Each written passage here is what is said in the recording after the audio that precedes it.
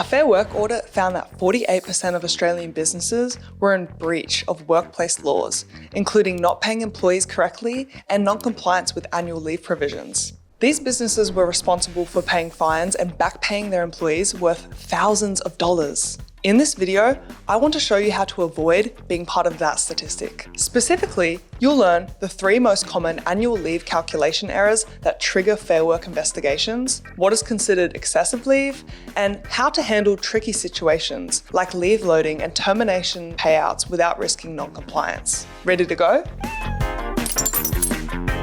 Let's start with what annual leave is. Annual leave, sometimes called a paid holiday, is a type of payment for employees having time off from work. All employees, including full-time and part-time employees, receive annual leave, except for casual employees. If you've watched our videos on the National Employment Standards, you'll know that casual employees get a 25% loading as a result of not being entitled to annual leave.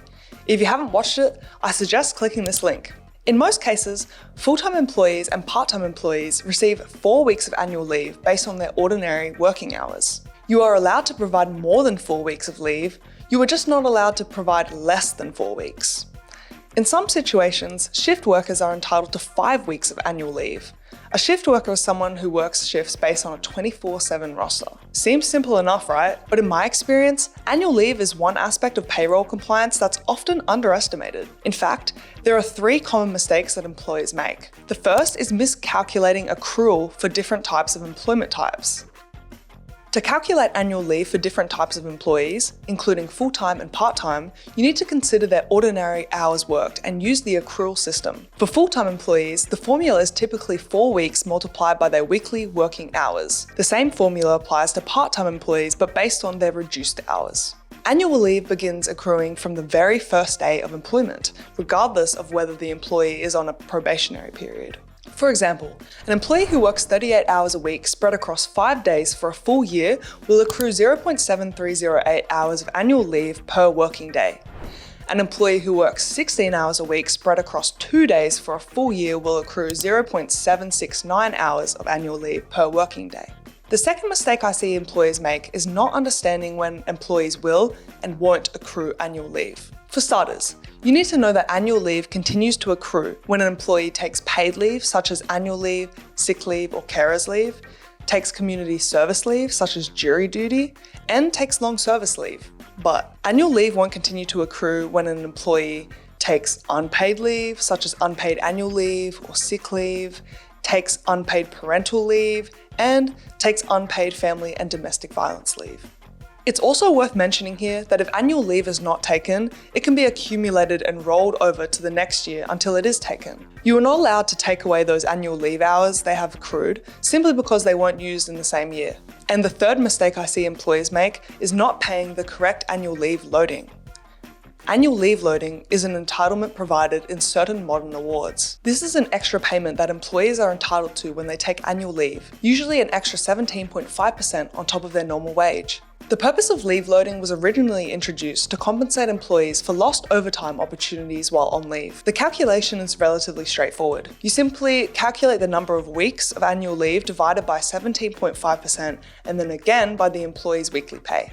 For example, if an employee taking 2 weeks of annual leave has a weekly rate of $1,000, the calculation would look like this. So, they are entitled to receive an additional pay of $350.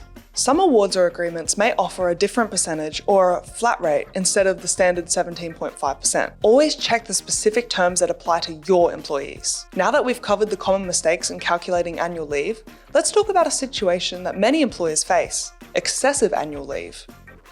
The Fair Work Act doesn't provide a specific definition of excessive leave, but it does give us some guidelines. Generally, annual leave is considered excessive when an employee has accrued more than 8 weeks of paid annual leave. For shift workers entitled to 5 weeks of annual leave per year, the threshold is typically 10 weeks.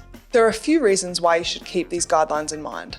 For starters, unused annual leave is a financial liability for your business. As an employee's salary increases over time, so does the value of their accrued leave. Secondly, regular breaks are crucial for employee health and productivity. Excessive leave often indicates that an employee isn't taking enough time off. And lastly, having employees with large leave balances can make it difficult to manage workloads and plan for coverage. So, what can you do if an employee has excessive leave? The Fair Work Act provides some options.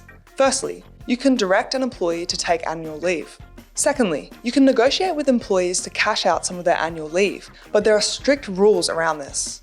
The agreement must be in writing, the employee must retain at least 4 weeks of annual leave after the cash out, each cashing out arrangement must be a separate agreement, and you can't force or pressure an employee to cash out their leave. But remember, these are general guidelines. Always check the specific modern award or enterprise agreement that applies to your employees, as they may have different rules about excessive leave. The last thing I want to touch on is what happens to annual leave when an employment terminates.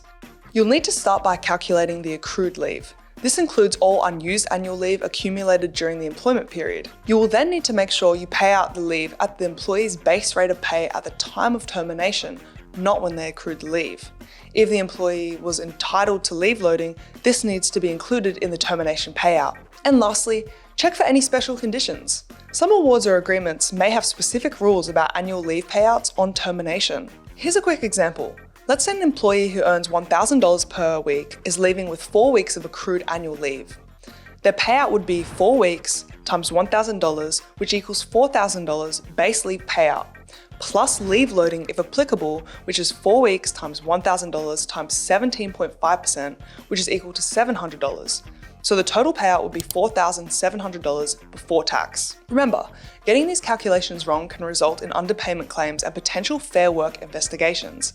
It's always worth double checking your calculations or using reliable payroll software to ensure accuracy. Speaking of which, I always suggest that if you implement payroll software to handle this process for you, you'll save time, reduce errors, and ensure compliance. Most systems automate these calculations, including leave loading and termination payouts, giving you peace of mind and freeing up your time to focus on growing your business. There are other types of leave beyond just annual leave, and some of them require payment as well. So make sure you check out this video for a more detailed breakdown. See you over there.